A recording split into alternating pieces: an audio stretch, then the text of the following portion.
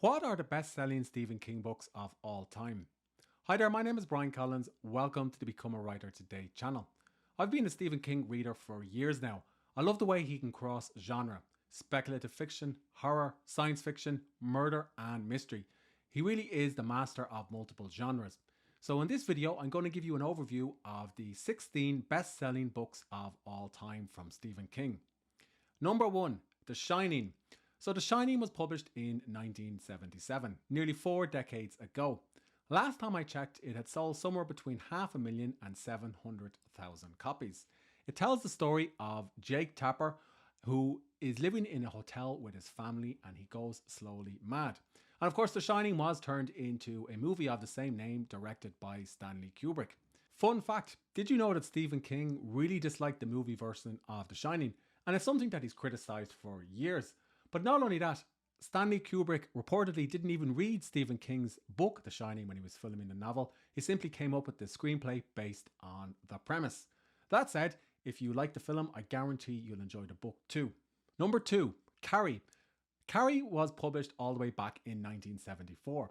It was Stephen King's first book and his foray into the world of writing horror. Carrie is a great short read, but did you know that when Stephen King finished the first draft, he didn't think it was any good and he threw it in the bin next to his office where he wrote. It was his wife who fished the draft out of the bin and said to him, "Stephen, I really think you've got something here." And that encouragement was enough for Stephen King to keep going with Carrie and turn it into something that he could publish. Salem's Lot is Stephen King's second novel. In this book, its main character, Ben Mears, heads to Jerusalem Lot to explore his historic old house in a quaint small town. But while he's there, he observes the aftermath of a deadly event involving 2 boys. And it launches a harrowing tale of evil arriving to this New England town. It's a fantastic American horror novel. Number 4, Misery. When best-selling novelist Paul Sheldon is in a serious car accident, he meets his biggest fan, Annie Wilkes. Annie Wilkes seems to take care of Paul as his nurse. But as Misery unfolds, we find out that she is something much more than a healthcare provider, and Paul has to escape from the clutches of Annie Wilkes. And of course, this particular novel was also turned into a film in 1990, which starred Kathy Bates and James Caan. If you're a writer who loves reading horror or loves writing horror, this is definitely a book to check out. It's an intense and claustrophobic read. Pet Sematary is another popular book by Stephen King. When the Creed family move into a home in Maine, their life seems to be perfect. But something sinister is lurking in the woods. And as the family explores their home, they encounter the grave of pets from the town's children.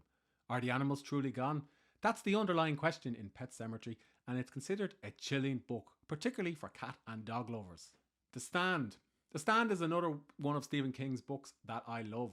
When a mutant strain wipes out nearly all of humanity, survivors need a leader. Mother Abigail and Randall Flagg struggle to see who will turn into that leader, because one is peaceful and the other is a violent man. This leads to an epic clash between good and evil. Now, the plot is a bit different from some other Stephen King books that I've mentioned, and perhaps it represents one of King's first forays into the world of horror/science fiction. It is another best-selling book by Stephen King. A clown is living in a sewer and enticing teenagers using a red balloon to tempt them to come down to the sewer and to meet Pennyworth. But when the teenagers grow up, they're all drawn back to Derry in Maine, the town where they grew up, and they start discovering the truth behind these murders and those missing kids. Now, like any good Stephen King book, it keeps you guessing about where evil truly lies. It was turned into a film in 1986. It became a cult classic thanks to that creepy clown and those red balloons. And in 2017, it was remade, followed by the sequel in 2019. That said, I do think that the book is better than any of the films combined. The Gunslinger is a popular series by Stephen King. It tells the story of Roland of Gilead, a man who was born both a loner and a hero. And in this story, which takes place on a planet that's remarkably like our own, he pursues the man in black and meets a colourful cast of characters. The Gunslinger is the first book in the popular Dark Tower series, which will have more than enough reading material to occupy your summer read this year and the next. The Green Mile takes readers to Cold Mountain Penitentiary, where the men of E Block wait for their turn in the electric chair. It tells the story of Paul Edgecombe, a prison guard, and John Coffey, an inmate, who may or may not be guilty of the crimes they're charged with. The book, like most Stephen King books, has lots of unexpected twists, but the goal is to make you think about the characters rather than shock you with a horror story. Now, did you know this was actually published in serial form before it was released as a standalone novel? And it's something that you'll like if you enjoyed The Shawshank Redemption, which was also written by King. Under the Dome gained attention when it became a television series in 2013. It explores what happens when an invisible force field falls on the town of Chester Mills, cutting it off from the rest of the world. If you love science fiction, this is a work of genius. Unlike other Stephen King novels, the main evil in Under the Dome is not a person, but the dome itself. Escapism at its best. Lizzys Story. When her husband Scott dies, Lizzie must venture into his private place. And there, while sorting through the possessions of her award-winning novelist / spouse, she stumbles across the type of madness that plagued her former love. It's not as much a horror story as it is an exploration of what love and affection looks like today, even from beyond the grave. Perhaps it represents a foray into literary fiction versus horror from King. The Dead Zone is one of my favourite Stephen King books. It tells the story of Johnny Smith. He survived a skateboarding accident as a child and as a young adult, only to find himself in a coma in the town of Castle Rock in Maine, where many Stephen King books are set.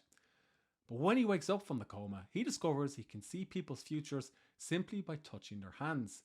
And the Dead Zone plays on this premise and asks, is this a gift or is it a curse? Mr. Mercedes is the first of the Bill Hodges trilogy. In this story, investigator Hodges finds himself struggling to find the guilty party when a killer plows over some people in a stolen Mercedes. And through this story, readers learn the identity of the killer and his burning desire to kill again.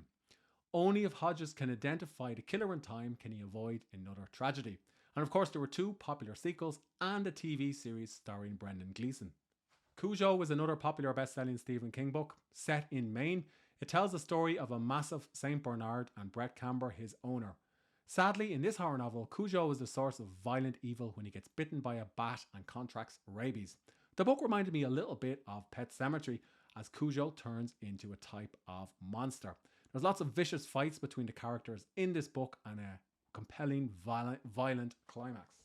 The Shawshank Redemption is a major motion picture which most people know because it starred Morgan Freeman, but it's actually based on King's novella, which was called Rita Hayworth and the Shawshank Redemption, and it appeared in a Stephen King collection of short stories called Different Seasons. Most of us know the story behind this one.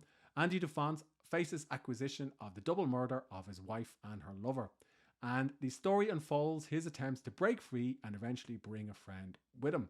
It's a great book to read, and it's probably not quite as good as the film in my opinion, but still it's something that you'll enjoy if you like King's works. Firestarter is another popular book from Stephen King. It follows Vicky Tomlinson and Andy McGee, 2 former college students who were test subjects in a secret government test program. When the 2 get married later, they give birth to a daughter, Charlie, who has an interesting and uncontrollable power. The story follows Charlie as the government agents who tested her parents seek to harness that power that she has for themselves, and there's an explosive end which you'll enjoy if you like King's works. Again, the book is a little bit like Carrie. And perhaps the final best-selling Stephen King book worth mentioning is 11/22/63. It's a piece of speculative fiction from Stephen King. It tells the story of Jake Epping, an English teacher who lives in Maine, where else, and what happens when he discovers a time portal. Basically, he uses this time portal to undo one of the defining events of the 20th century American history, the assassination of John F. Kennedy. Those are some of the best-selling books from Stephen King. Hope you enjoyed the content in this video. If you'd like to learn more about these books, I'll include some notes below. If you want to get more videos like this, don't forget to subscribe to the channel.